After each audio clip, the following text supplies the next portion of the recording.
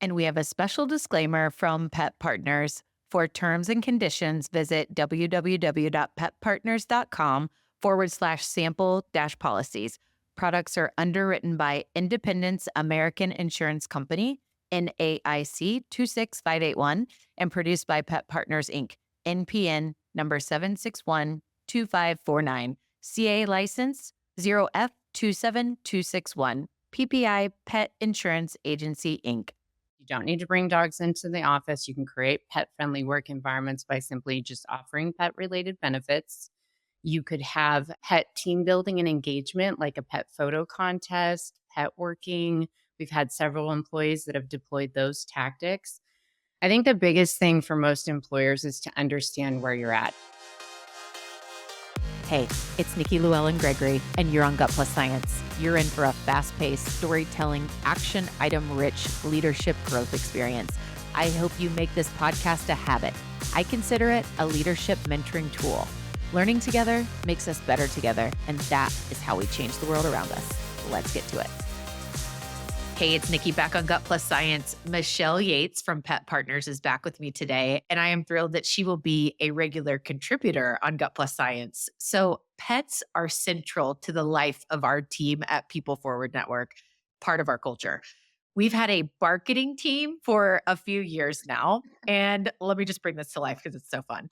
Cardi, that's my puppy. Cardi is our chief happiness officer. We have Lake, who is our security paw tector general. We have Ella, who is our paper shredding specialist and nap time supervisor. And then we have Riley, who is our wellness coach and tail wagger. So it doesn't just stop there. Our team came up with a need because we have many cats on the team as well. I don't personally have a cat, but we have some team members that we're constantly having the cats involved with meetings or the vibe of the day. So guess what the name of this new team is that we're launching? It is the operations team that we'll be launching very soon. So we are such advocates for pet perks, pet benefits, all of the things, and can't wait to dig in and just hope to inspire you more with like how to do this. Our pets, they help to bring out the best in us. Like on a challenging day, it's like, but we have our pet here and it kind of helps us recenter and inspire us. And what I'm hoping is that with this partnership with Michelle and Pet Partners, you just get inspired by new ideas to incorporate pet benefits. And our topic today for this episode is from Perk to priority, why pet benefits are the future of workplace culture. We're going to break this down. Michelle, welcome back. Before we get into the data and all the best practices, I'd love to hear like a story or two from you regarding like a pet related benefit at a company and it make or break a hiring decision, let's say.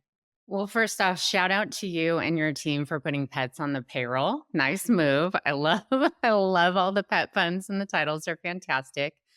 And yes, I can tell you that working for an organization that is only focused on pet related products and service attracts top talent right out of the gate, just with our mission. I will say we're in growth mode, and I feel like I've been interviewing candidates every single month for the last 3 years. And a common theme that's expressed by all applicants is to the tune of this organization understands and recognizes the importance pets play in people's lives. And then we get into the pet benefits that we offer, and it's pet bereavement, it's pet insurance. We allow pets into the office. And that attraction that the candidates express just working for a pet centric company accelerates by 10 times when we talk about all the great benefits that we offer. So naturally, we're very pet friendly. It's what we do, it's our business. But from a client perspective, and by client, I mean employers that work with us to offer pet related benefits, we hear a lot of stories in a few categories. So you have your current employees at work that are asking for pet perks and pet friendly work environments. You have candidates, like we talked about, they perk up, no pun intended, in interest when pet related benefits are mentioned.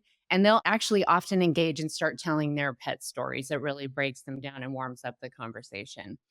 And most importantly, it's the engagement booster. Employers rather that have hosted engagement surveys where the results have come back a little subpar, they add pet perks as a proven tactic to bolster engagement. So as employer, you get at least three things right out of the gate. You get help with recruitment, you get help with retention, and you get better engagement when you offer pet perks and create pet-friendly work environments. I believe this so much. And on our initial episode where we got to know each other a little bit more, we talked about how pets are just fantastic at helping us build relationships because it is this common thing that humans typically really enjoy. And so you may have never struck up a conversation walking down the street or walking down the hallway or whatever, wherever the pet was, without the pet, right? They are so opportunistic to help us with our relationship building and to bring that full circle in the workplace for us on our team. We use Slack, like a number of companies use different internal communications technologies like Teams or whatever. And when we do something in Slack that features, one of our pets, that is the highest engaged, like on it. Like there, people will be on meetings and they're like, like they're wanting to engage because they're so excited and everybody has the emojis going. So that it just boosts the day. The other that I just wanted to share, and I can't remember if we talked about it before, but I want to make just this known how important it is. If you've lost a pet, you know what it's like when that time period after it is not much different than losing a loved one, human, right? Like it is. I mean, you are so connected. And I lost my 13-year-old English bulldog a little over 2 years ago. I still struggle with it, still all over my house. And I had to have that time off. Like, I can't even imagine going straight back to work. She was with me 24/7. Like I work from home. She was with me and just being able to, granted, this is my company and I called those shots, but I'm just sharing from going through that grief and loss period. I needed time. I could not run at the crazy speed that I was running. I needed time to heal. And so just like that bereavement on one side, the other side, having like ways that we engage with our team members just to uplift the culture. I stand for it. It's incredible. I totally agree. And I had to unfortunately use pet bereavement last year. And I mean, all my coworkers felt like they knew my dog, even though we all work virtually, and they become the new coworkers. So not only was I devastated, but my colleagues missed seeing my dog in the background, et cetera. It's a void for sure. And so employers that offer some pet bereavement, it really does go a long way. So anyone that's listening to Gut Plus Science probably prioritizes people first workplaces. They're trying to build a stronger culture. They want people to stay. They want people to be leaning into their strengths. All those things, right? And there's more needs than ever with the way of the world changing, particularly with the speed of change that happened post pandemic and then all the technologies we have. We have to really meet the needs where they are. And today it's like, it's not just pay, right? There's so many things that matter, like these key benefits and making sure that we're matching the right benefits that really matter to people. Can you talk a little bit more about what you're seeing in the change in talent and the market and what people really need? Yeah, I love that you said that because we're not living cookie cutter lifestyles anymore. Americans demand for customization. And if you think about with access to increased mobility and or virtual work environments, employees have options to job hop that they did not have even just 20 years ago.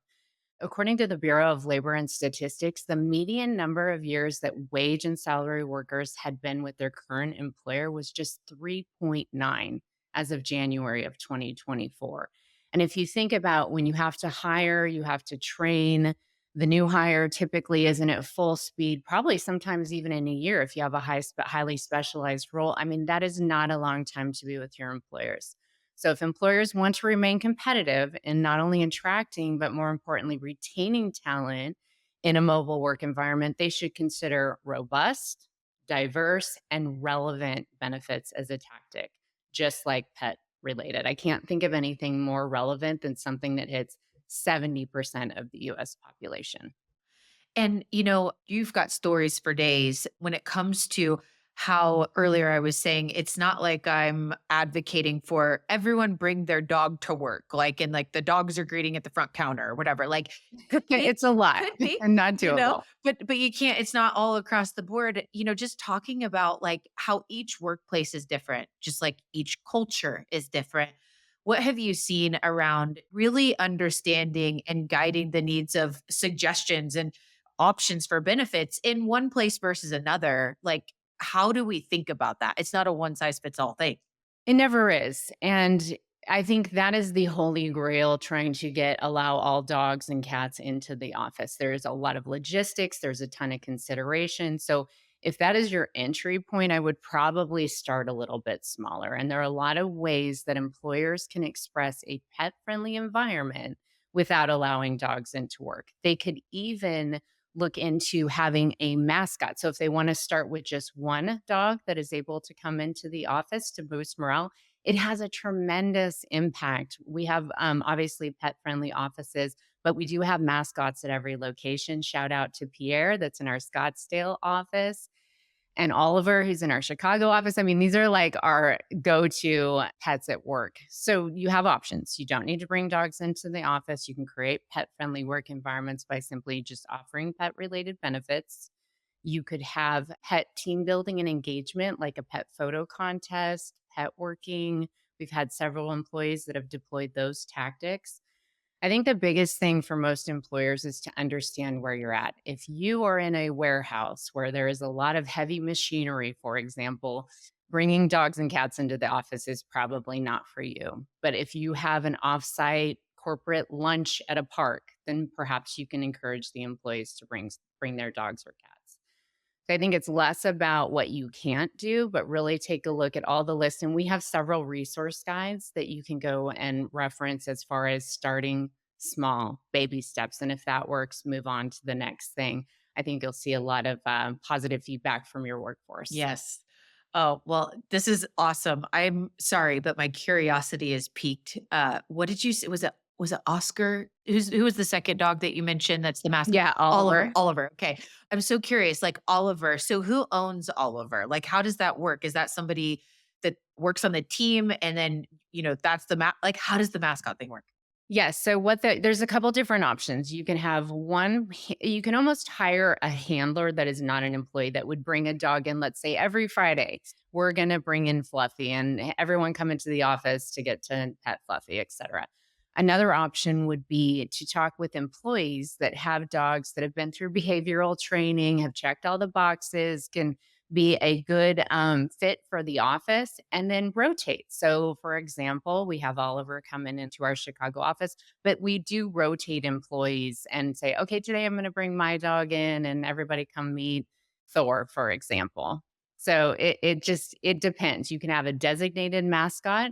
And this is a great way to engage employees. You can stand up a team and say, okay, 5 employees are going to work with bringing their dogs in respectively every day of the week. Because sometimes dogs don't get along with other dogs, and we've got all that. So, starting with just perhaps one dog or a rotation of a mascot, and it will help bring employees back into the office. I know a lot of employers are starting to go to a hybrid model with much resistance. Employees have gotten used to staying at home. And what a great way. Come in, get to pet the dogs, maybe even give them a treat, walk around the block. So, Michelle, love all these things. And I was like, I just have to know about the mascot thing. Like, how does it work? I know you all have the Dogs at Work guide that we are going to be linking in the show notes.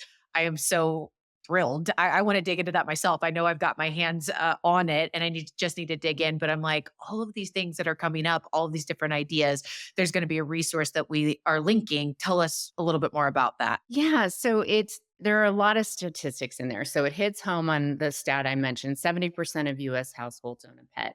88% of employees believe pets improve morale, and 90% of workers want pets allowed in the office. These three stats just combined are interesting to me too, because if only 70% of the US population owns a pet, but 90% of the workers want a pet in the office, that tells me even non-pet owning employees appreciate having a canine or a feline around. Now, I understand there's additional considerations. Some people are allergic. You can have a mascot that's a hypoallergenic dog. There are different ways that you can slice and dice this benefit to make it appropriate for you. But in the resource guide, which I know you'll publish, it's Dogs at Work, there are also questions how maybe dogs at work are not right for you, but here are some other ways that you can show that you appreciate employees and their bond with their animals, like offering pet insurance, for example. having virtual pet working events where colleagues can commingle with each other virtually with their dogs. You can run pet photo contests. There's a laundry list. I would highly recommend, rather, if you have any interest in looking into pet perks in the workplace, we will be publishing the Dogs at Work guide. And we also have another article that will publish the Insider's Guide to Getting the Most Out of Your Voluntary Benefits. So if you're offering something like pet insurance or anything else that might be pet related, how do you make sure that you're promoting it and the employees are aware and opting in for all these great benefits that UHR have worked hard to vet and implement? Okay, so many great ideas. I just wanted to tell you two others that friends of mine, as I was telling them how excited I was to partner with you, and they know about like our marketing team and operations and everything. Two other ones. I'm curious if you've seen these out in the companies you work with. So, paw-ternity leave. And Yes. that Yep. is like, I think it's more on like the pet adoption, like when they have a new pet or a puppy. That was a cool one that I found. And then someone else told me about pet stipends, where there's like, a stipend that's able to be then given to support like pet care, or like my dog goes to doggy daycare. We call it school. Right now, my company isn't reimbursing me for that. But when I saw that, I was like, what? This is incredible. And then like I can log in on my mobile app and take screenshots and throw it out to the team. I'm like, if all of us were like taking our dogs and cats to school, like, so it could go on forever. But thank you so much for sharing that resource guide, the Dogs at Work guide that we're going to be linking out, because I feel like the ideas are limitless. Now, can I turn it over to you? I know you have a couple stories to talk about companies that have implemented benefits working alongside you guys really well. Can you talk about a standout story or two? I can. Yeah. One that comes to mind, and this is actually happening quite frequently across America and corporations. We had an organization that made a lot of acquisitions in a very short period of time. I think they had made upwards of 8 acquisitions of small companies into one large conglomeration within 2 years. So, as you can imagine, you have a culture where in each of these disparate organizations, everybody knew everyone, right? It was a very tight knit community. You have now thrown thousands of employees together into one large enterprise. And it takes some work to try and get engagement back. It takes some work to get some collaboration back. Luckily, the executives of this leadership team recognized that they needed to have a strategy and deploy some tactics for team building, collaboration, and engagement. Otherwise, these teams were going to struggle, especially in a virtual environment, to work together. One of the tactics that they deployed was not only offering pet insurance, and they increased several other voluntary benefits, but then they asked the employees to put together a team to host a pet working event. And the requirement of this pet working event was that when they went into breakout sessions, they had about 500 employees attend. The employees had to be matched with companies that they had not previously worked for of the acquisition. So acquisition employee that was with acquisition X had to get teamed up with employee that was with acquisition Y. You didn't have to bring your dogs, and a lot of employees didn't have one, but they would be thrown into these rooms where the dogs could be kind of the icebreaker and the talking point, and they got to quickly know their colleagues amongst all of these organizations. Fast forward to 12 months later, and their engagement was through the roof. They even implemented a mascot because they found it was just so beneficial to have a common bond with having pets in the office. And it was just a great success story because it could take, decades to pull those types of teams together. And now they went quickly from forming all the way to performing, thanks to the pet working event as one of the tactics that they Oh deployed. my gosh. Love it. Love it. Pet working event. I could see it in our future. Let's talk about the simplicity. Going back to the example of, it doesn't mean everyone's bringing their dogs in there at the front counter, right? Like that's like all in. Could be, but also looking at like implementation, it doesn't have to be a complete overhaul of like all these changes and everything is, completely pet centric now. It can be simple and step by step. And so just a couple of things that come to mind is like, surveys that ask questions to understand some things that people want, right? Making simple communication updates, like through Slack or Teams to help people understand the upcoming icebreaker session that we're going to be doing and sharing our pets or whatever, like simple things for practical implementation. Can you talk a little bit about that? Yeah, I think you hit the nail on the head. You do not need a major overhaul. Start small, just like any resolution. It's so funny. Statistically, I think it's folks that start a New Year's resolution have given it up within 2 weeks into January. And usually it's because they are not doing manageable steps. So, as I go back to you as an employer, as an executive leader, you understand your organization, you understand the environment, you understand the budget that you have. So look at what you have to work with and then find something that is going to fit and be easy to roll out, easy to implement. And if that is successful, which I have no doubt it will be, then okay, 6 months, set a time frame, 6 months, just like a roadmap you would develop for any project. 6 months from now, we're going to try X. We're going to start with a pet working event, then we're going to add pet insurance as a benefit. And then we are going to get a mascot. And then potentially we could have a couple mascots at our location or if you have multiple locations. I like the pet stipend. I think that's a great idea because many employees, the hesitancy in going back into the office is they are worried about their pets at home. So, supplementing in some form, if you have the budget for doggy daycare, will not only attract, but I guarantee you will retain some top talent. Totally. And, shout out for companies like Dogtopia out there. That's where Cardi goes to school.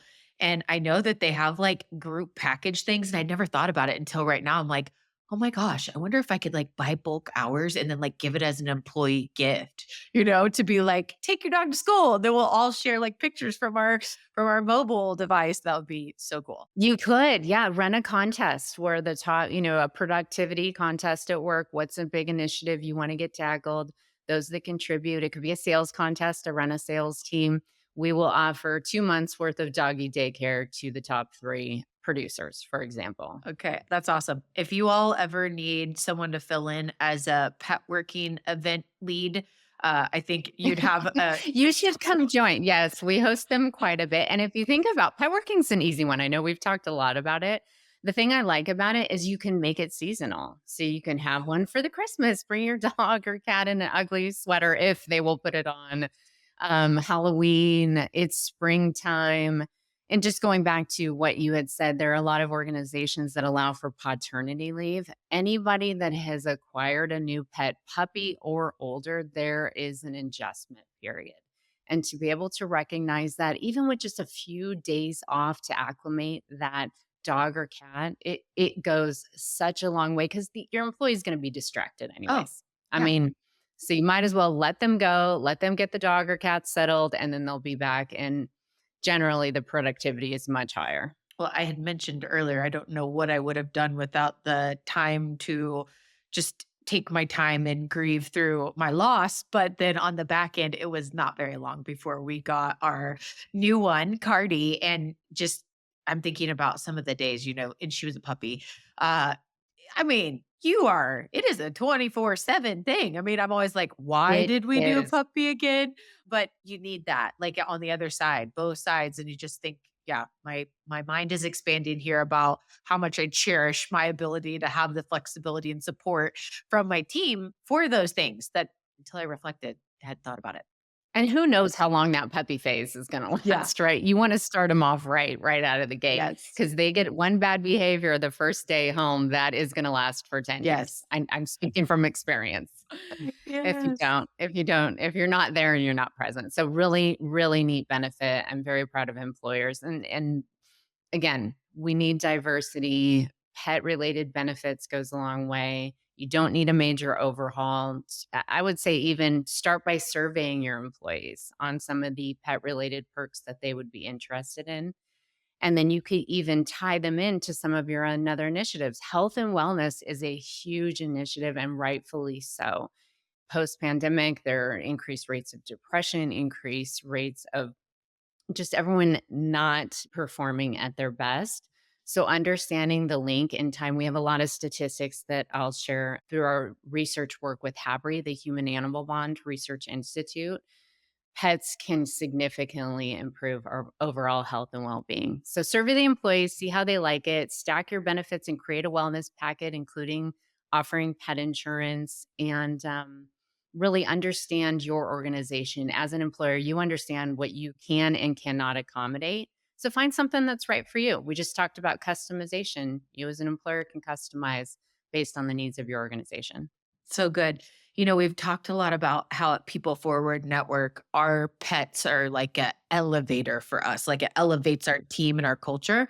And yeah, so true. Not going anywhere from that. But something that you said just made me think. I was listening to it was like a event type webinar thing the other day about the statistics of isolation and loneliness and like mental health challenges today across the world. And I was thinking, like, just applying this to myself. I don't know, like, if I didn't have actually, I know because I had a gap where I didn't have a dog, and I know that's why we, like, rushed out didn't rush. We found the right, place where we actually found her as a puppy rescue and found the right place. We didn't rush, but I was, like, chomping at the bit to be able to replace that because I just felt like a piece of me was gone, right? Which you do during grief and loss, but I'm just thinking for everyone out in the world, statistically, it's just a big struggle is, like, mental health, isolation, loneliness, all the things, whether we're in the office or not. Like we can be present and putting on, a face, but not feel like fulfilled. Right. And I think just pets, Right. I'm not saying it's the silver bullet, but pretty close. They really like help with a lot of that. And so whether it is like Fridays with the team mascot Oliver, or, I work from home and my dog is excited or the people on my team are excited to see pictures of my dog or whatever, and I feel seen for what I value. There's just something that elevates like the side that might be depleted versus just making things better, you know?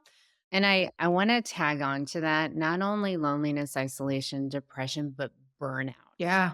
We talked about the job market and we are being tasked that we're constantly pinged. We constantly our to-do lists never get crossed off. I know for your listeners as busy executives, taking a break, I am not disciplined to taking regular breaks. And I know there is one that stands out like best practices for personal productivity.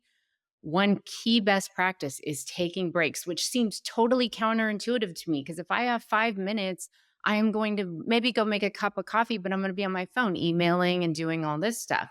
Having a pet around throughout the day, and this is where I miss my dog as well.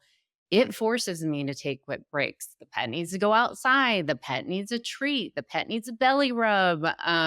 These are just quick hits that employees can engage in for a mental break, refresh your mind, refresh your body, that I think most people don't have the discipline to do without the pet. So it helps with productivity and taking a break. Like I said, counterintuitive, but it seems to work. And also, we have some research, it might be in one of our guides, but it shows that interacting with dog, it calls out dogs specifically, much love to cat people. I'm sure cats might do the same thing, but enhances people's executive function, i.e., their ability to think, plan, memorize, and concentrate. And yes, please, who does not want help in those categories? Going back to distraction, trying to concentrate sometimes is near Yeah. impossible. So there's a tie there Yeah, with pets. totally. Yes, and I wanted to tie something together that you just made me think of is, the power of a pet to help us overachievers, that a lot of us are. Take a break and then we're active. They're like, listen, it's nice out today. You're getting out here and taking a walk. Actually, they don't care if it's nice or not. We're going for a walk. No, So it could be pouring down rain. and so you're, getting that exercise and also, taking a break from the phone. But then for a second, I was like, I wonder if people are like, well, then why is their dog at Dogtopia? I'm like, yeah, just want to tie that together for a second. One day a week, because Cardi is like, listen, you got way too much screen time there. We do a special day. We call it go to school day. She, from the second she wakes up and she knows she's going, she sits at the door. She loves it. But it's like there's this one day that we do. It's more special for her because I'm like, I can't be on a walk all day, girl. Like still a puppy. But yeah, it just kind of gives a little break for her to get her total cup filled as well. Well, this has been so fun. This really energizes me and it just gives me a boost. So thank you for being part of these episodes and can't wait to do our next one. I want to make sure that we're clear about the Dogs at Work guide and then also the Insider's guide. I know you mentioned this earlier, we honed in on the Dogs at Work guide.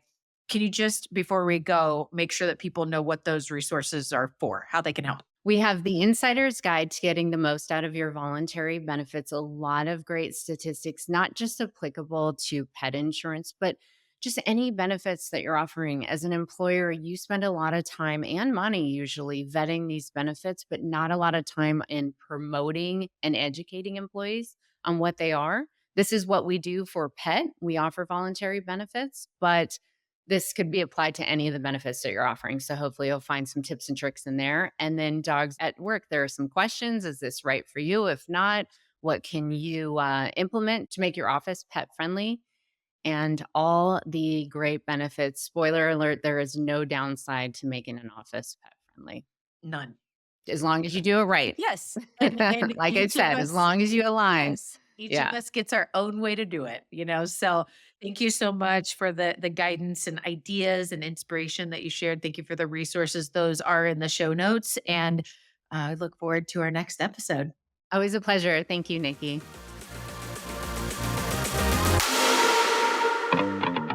Michelle, thank you so much for joining Gut Plus Science for this special series around inspiring leaders to see pets as a priority in the workplace and also understanding there's so much variation to how pets can be incorporated into our work lives.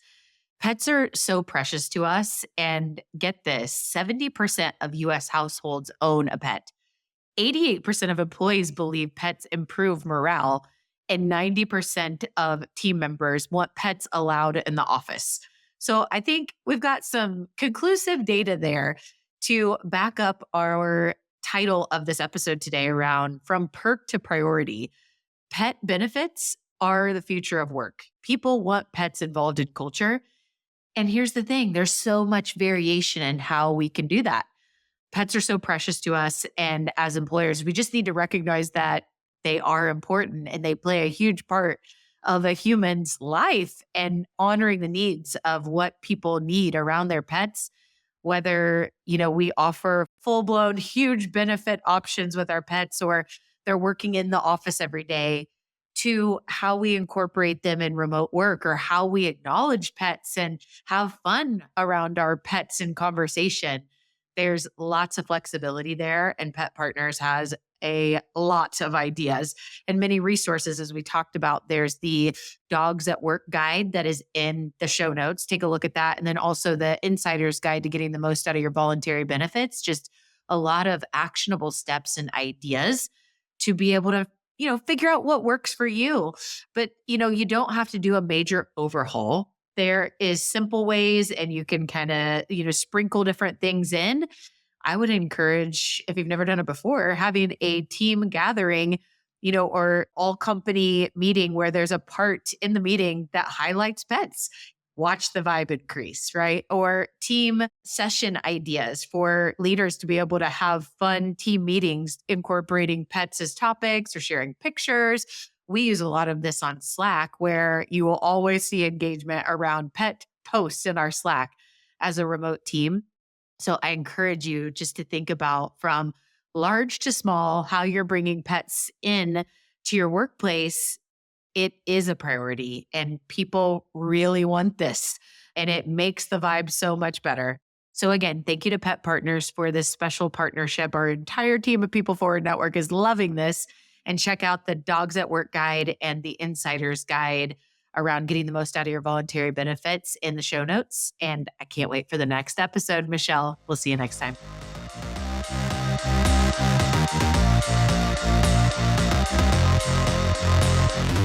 We just left the world a little bit better. Now, go do something with it.